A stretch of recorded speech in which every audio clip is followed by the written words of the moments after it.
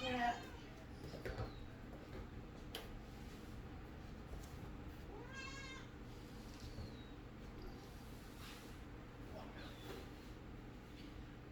Hey, what's that?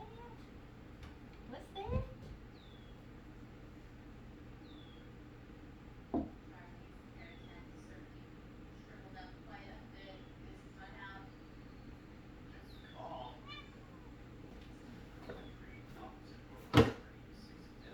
my goodness, I'm so sick. How does this happen?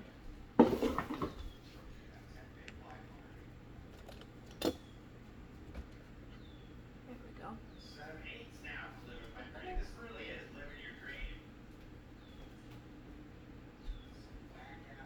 Okay, so I've got a few toys here. For Hank, he really likes these skinny, squeaky toys. Unfortunately, my one dog is really good at dissecting the squeakers, so none of these guys have squeakers left in them anymore. But he likes to chase them and to tug them. In the second week of being with me, Hank is sort of moving out of that infant stage that they're still in right when they leave the breeder, and he's turning more into the toddler stage, and so he's starting to experiment a little bit with mouthing and biting, which is a completely normal puppy behavior. We just need to teach puppies that that's not the way that you interact with humans is with your mouth, but you can, bite appropriate things like toys. He also does like the little rope toy too. He'll chase after a ball if I roll it around. I don't have a ball in here right now.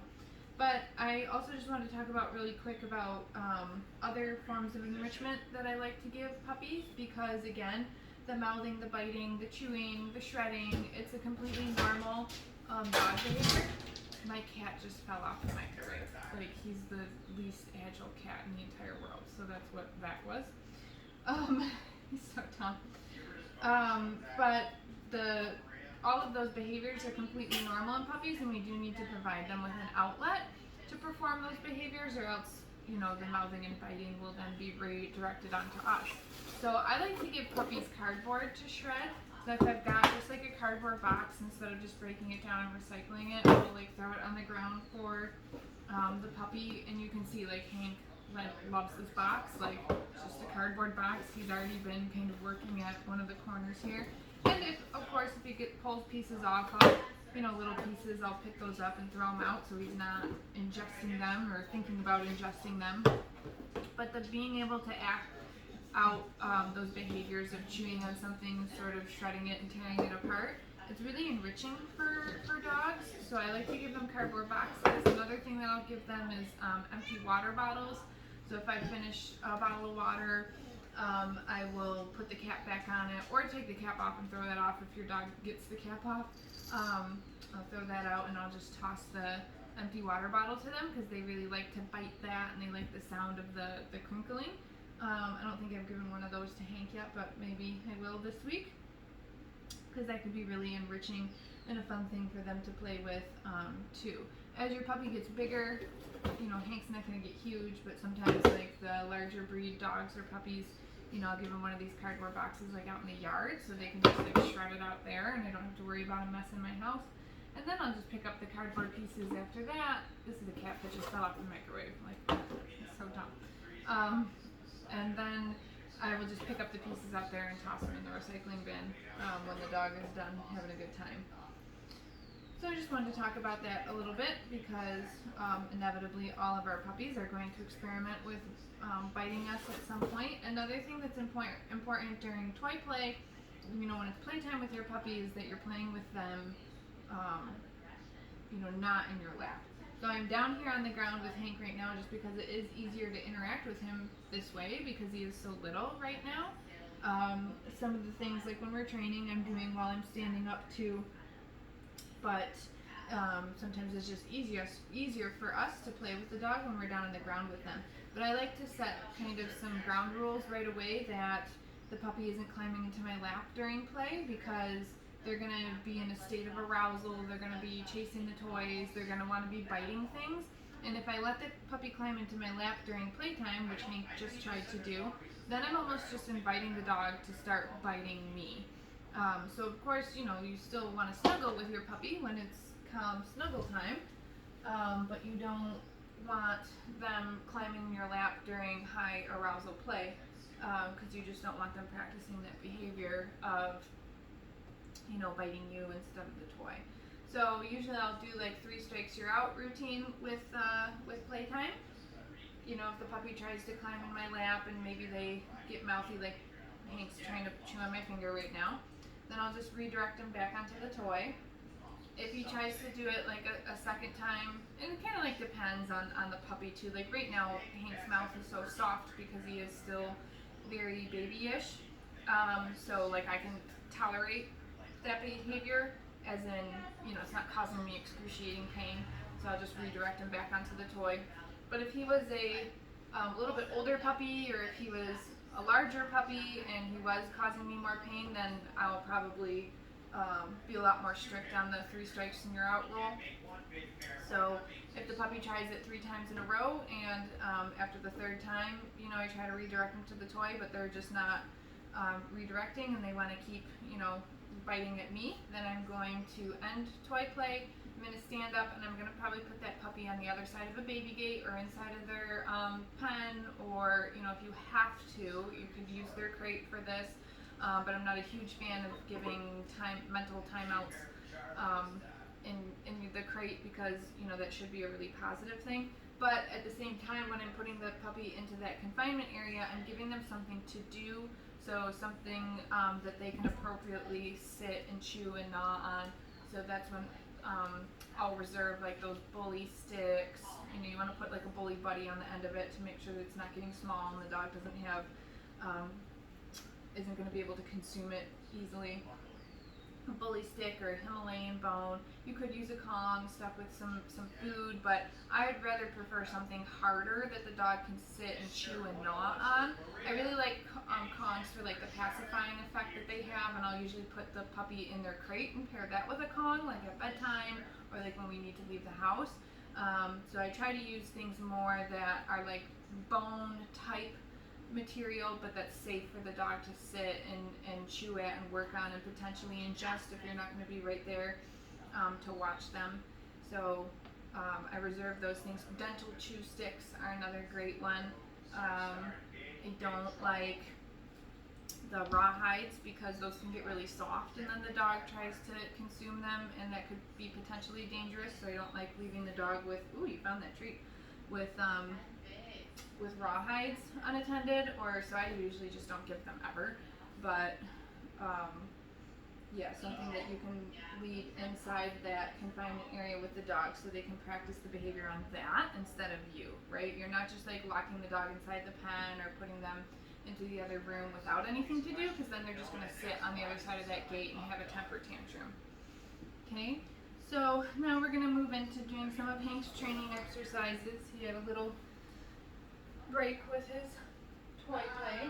Oh, I do want to get him dressed in his harness. So we haven't done that in a couple days. I am going to start to shape some behaviors around getting dressed with the harness. So I'm going to ask Hank to sit first. Sit. Good boy.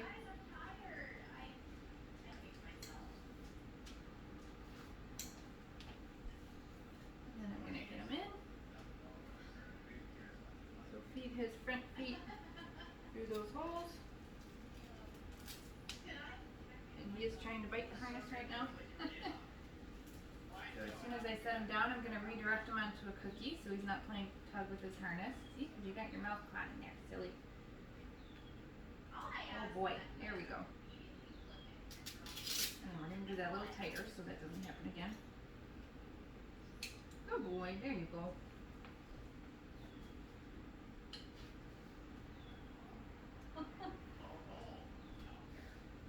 Hank, get it.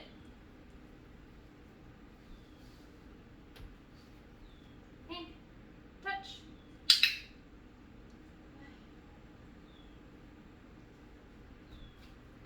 Hank, touch.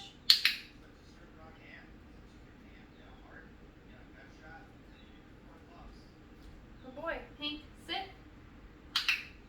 Good job.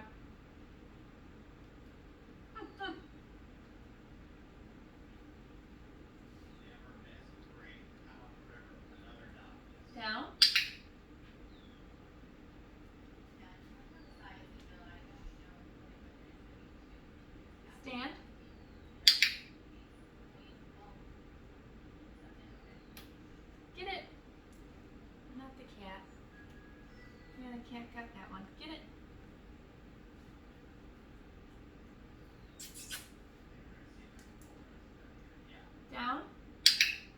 Good boy.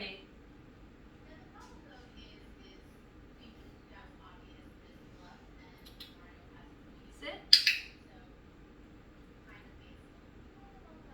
Stand. Hank. Sit. Down. Good boy.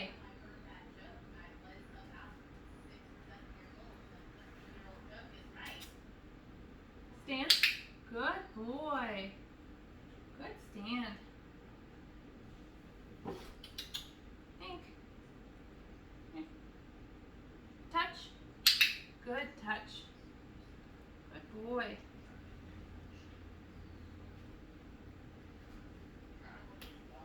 Gonna do your mat?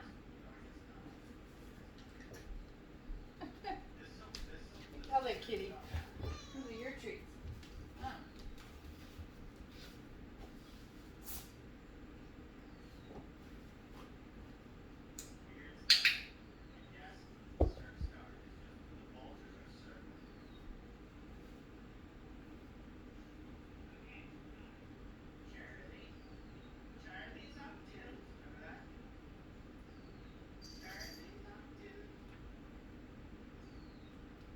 Hank, go get it.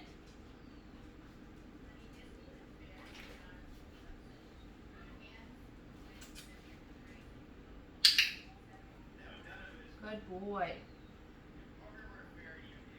You're in the way. Good boy. Go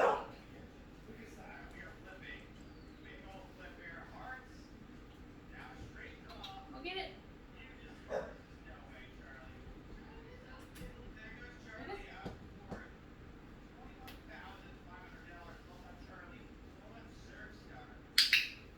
Good boy. So this is step 2 in our mat work. So you'll notice that I'm not moving the mat around anymore.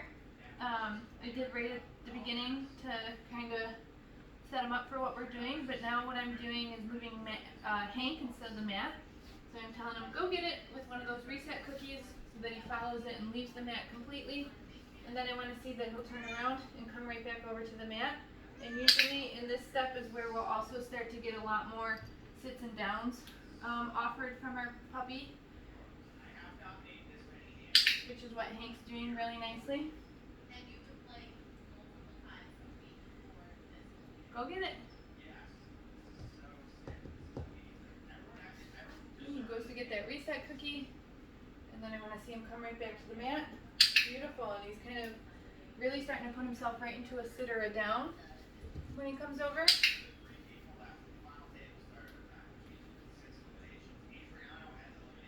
Tough one this way this time. Hank, ready? Go get it. Get it.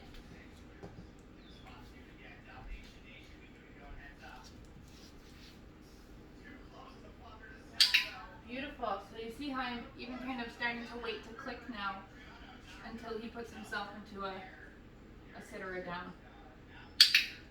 Good job, buddy.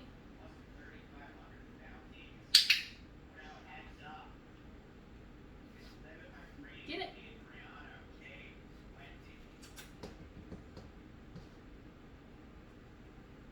Okay, last time. Let's see if he can do it. See if he can put himself back on his mat. Here he comes. Good job. I'll take that even though he kind of only had his front feet on. He had the idea in mind. But you'll see how when I went to deliver that treat, I put it strategically on the mat so that he did have to bring himself on there better. There we go. That's nice. That's a nice boy. Good job. Okay, now I'm going to pick up the mat after I throw this reset cookie. Okay, get it? All done with that one.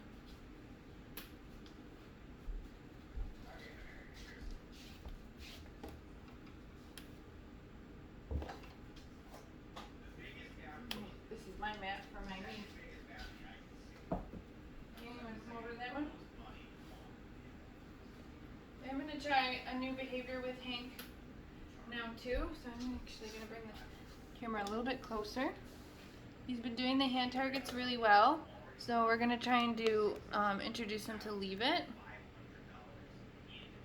So this is just the very first baby step in this behavior. Oh, that sun is so bright.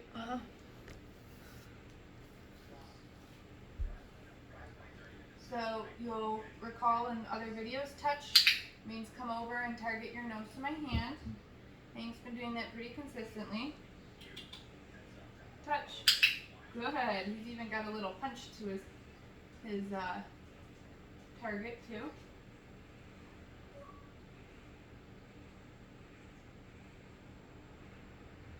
So now what I'm going to do is a little bit opposite. And instead of having him target my hand, I'm going to want him to leave my hand alone. So I'm actually going to show him that I have a cookie in my hand, and then I'm just going to close my hand around it. And you can see already he's kind of pawing at my hand, trying to figure out how he's going to get the treat out of there. And I'm just going to wait until he does exactly that. He takes his nose away from my hand. So that's my quick point. We're going to try that again. I'm show him that I have the treat. Oh, he didn't even take that one. Silly. Okay, so I'm going to show him that I have the treat, but I'm going to close my hand around it. And as soon as there we go, as soon as his face leaves my hand, I'm going to click and then come in with that cookie.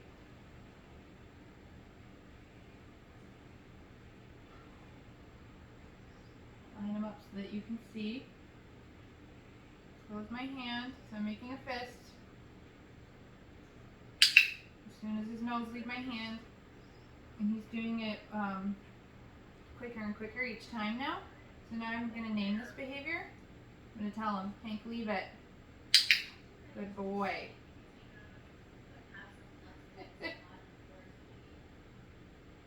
Oh, you're such a good boy. Go get it. Oh, that get it cookie went too far. Here it is. Get it. Okay, try this one more time. Hank, leave it. Good job. Good boy. Okay, like we'll do it one more time here. Get it?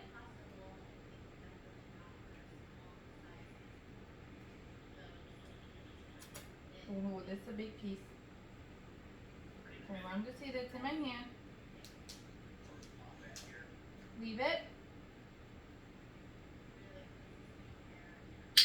Good boy.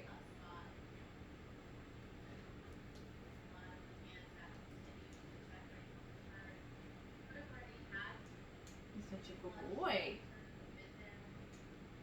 Yeah, that was kind of a big piece, huh?